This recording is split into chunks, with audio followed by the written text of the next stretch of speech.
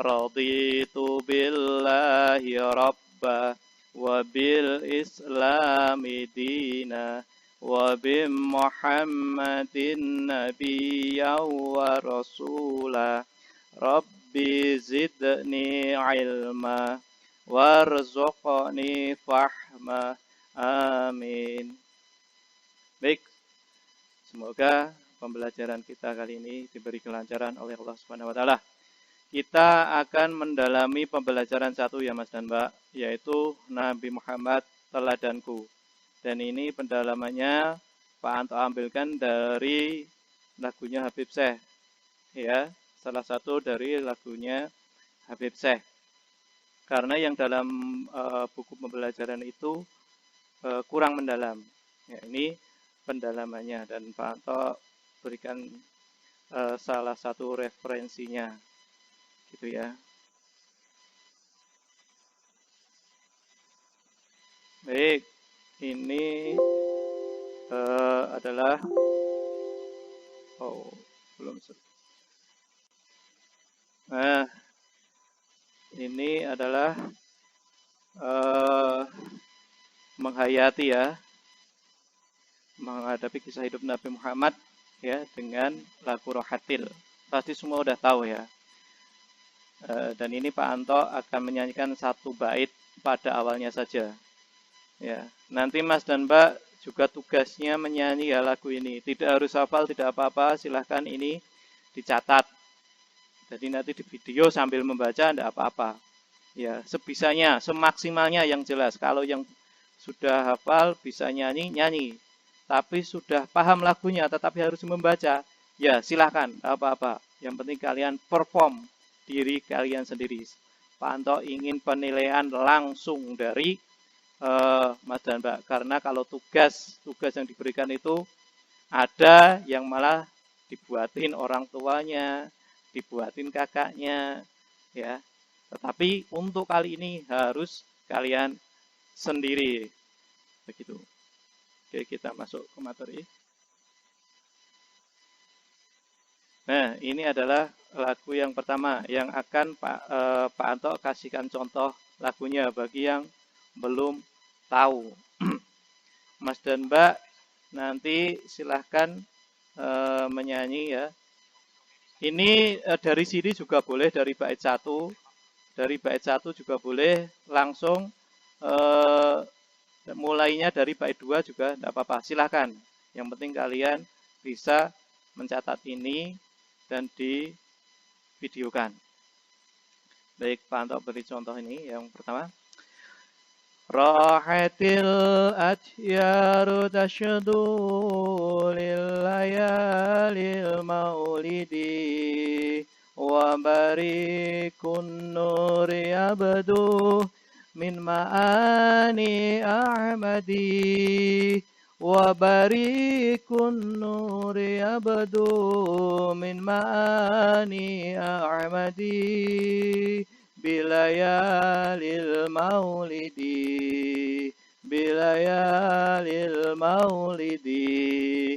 nah, lagunya seperti itu. Dan untuk bait kedua, karena Pak Anto akan mengulasnya, akan menerangkan kepada Mas dan Mbak semuanya. Nah, jadi Abdullah itu ayah Nabi Muhammad. Ibunya bernama Aminah. Nah, mungkin kalau untuk yang bait ini tidak begitu bermasalah ya. Nah, untuk Fatimah itu putri tercinta. Tetapi sebenarnya Nabi Muhammad itu punya 3 putri. Yang pertama itu Ummu Kulsum dan Ruqayyah. Nah, Fatimah ini putri yang paling kecil atau yang paling bungsu, begitu ya. Nah, Quraisy itu merupakan salah satu suku yang ada di Mekah, suku yang paling dihormati ketika itu. Suku itulah kalau di Indonesia kan ada suku Sunda, suku Jawa, suku Melayu, terus suku apa lagi? Mungkin kalian lebih paham, suku Bali, gitu, suku Madura kayak gitu. Nah, di sana itu salah satunya ada suku Quraisy yang merupakan suku yang dihormati oleh suku-suku yang berada di Mekah ketika itu. Oke, ini nanti dihentikan ya, biar kalian bisa mencatat. Saran Pak Anto ini di-download saja, ya, di-download, cari sinyal yang bagus, di-download. Nah, setelah itu nanti kalian balik ke YouTube lagi, ya, di-download. Setelah ke-download, datanya dimatikan, Mas dan Mbak pergi ke YouTube lagi. Nah, nanti kalau lihat ini sudah tidak pakai kuota, ya. Berarti bisa diulang-ulang tanpa kuota lagi, karena sudah ke-download di HP Mas dan Mbak. Baik, kita lanjut ke bait selanjutnya. Ketika umur 2 bulan, Nabi Muhammad, umur 2 bulan, tapi di kandungan ya. Ini berarti belum lahir Nabi Muhammad. Ayahnya sudah meninggal, Mas dan Mbak. Sehingga Nabi Muhammad itu sudah yatim sebelum beliau itu lahir. Nah, tahun gajah itu beliau dilahirkan. Tahun gajah itu apa? Tahun gajah itu tahun yang nanti di kelas 4 akan dijelaskan, ya, akan diterangkan. Nanti materinya di kelas 4. Ini yang melatar belakangi turunnya surah Al-Fil, Mas dan Mbak. Nah, di Arab itu ada adat, ya. Ketika itu untuk bayi-bayi itu disusukan ke suku Badui. Ya, alasannya itu karena apa ya? Biar mendapat apa ya? Nutrisi yang baik lah ketika itu, ya. Sehingga di Islam itu ada istilahnya saudara sepesusuan, ya, dan itu mahram. Mahram itu menjadi saudara, ya, menjadi saudara bagi yang disusui ini, sama-sama disusui. Nah, itu menjadi saudara, seperti saudara kandung gitu. Ketika umur 6 tahun, ibundanya meninggal, Mas dan Mbak. Kalian bayangkan, 6 tahun itu kalian kelas berapa? Nah, Nabi Muhammad ini sudah tidak punya ayah dan ibu lagi, Mas dan Mbak. Ya, jadi kalian di sini bisa lebih memahami bagaimana kemandirian Nabi Muhammad. Ya, Mas dan Mbak, ya. Kemandirian Nabi Muhammad. Kalian itu, ya, harus juga bisa mandiri, ya. Seperti Nabi Muhammad ini, walaupun ayah dan ibu kalian itu masih, ya. Jadi sudah nggak makan, nggak usah disuruh-suruh, nggak usah ini lagi, ya, tidak manja-manja lagi, ya. 6 tahun itu Nabi Muhammad sudah mandiri sekali, ya, dan pede, Mas dan Mbak, percaya diri. Kita lanjut ke slide selanjutnya. Nah, 6 tahun ibunya meninggal. 8 tahun kakeknya. Kakeknya tadi siapa? Kakek Nabi Muhammad tadi, Abdul Muthalib. Itu ya, beliau meninggal untuk dirawat oleh kakeknya.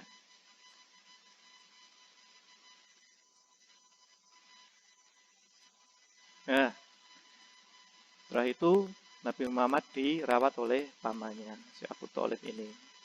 Ya, paman yang sangat menyayangi Nabi Muhammad. Ketika berdakwah, beliaulah salah satu tokoh yang sangat melindungi, membela akan dakwahnya Nabi Muhammad. Nah, Nabi Muhammad itu ketika kecil itu menggembala. Tahu menggembala? Menggembala itu angon. Ya, kalau di sini sudah jarang ya, mungkin nggak ada angon domba kayak gitu. Mungkin gambarannya itu seperti angon bebek, Mas dan Mbak. Ya, kalau di sini itu angon bebek kayak gitu, menggembala ternak. Nah, Nabi Muhammad itu menggembala domba.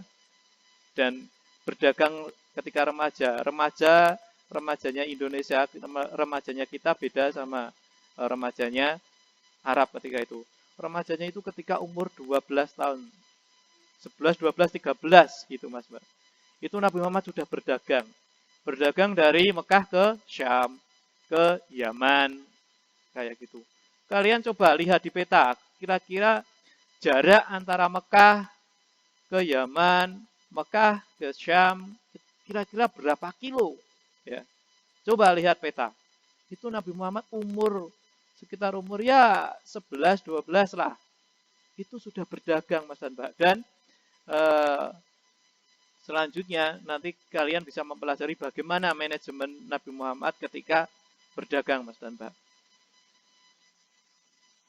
Nah, ketika umur 25 beliau menikah dengan siapa tadi? Khadijah. Itu ya, umur 25. Oke, kita lanjut.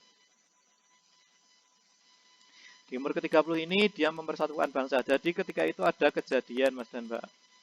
Hajar Aswad itu terlepas dari tempatnya. Kalau kalian nanti insya Allah bisa umroh, bisa naik haji, nanti kalian akan tahu Hajar Aswad itu seperti apa. Kalau enggak, cari di YouTube Hajar Aswad. Kalau ingin lihat itu seperti apa. Nah, batu itu terlepas. Siapa yang bisa meletakkan itu pada tempatnya itu menjadi suku yang terhormat atau dihormati. Nah, mereka itu berebut suku-suku yang ada di Quraisy, suku-suku yang ada di Mekah itu. Nah, Nabi Muhammad itu datang sebagai penengahnya Mas dan Mbak. Sehingga disebut mempersatukan bangsa suku-suku di sana. Sehingga tidak jadi pertumpahan darah untuk merebutkan siapa, aku. Nah, Nabi Muhammad punya solusinya. Dari batu itu diletakkan di tengah-tengah kain dan satu suku-suku itu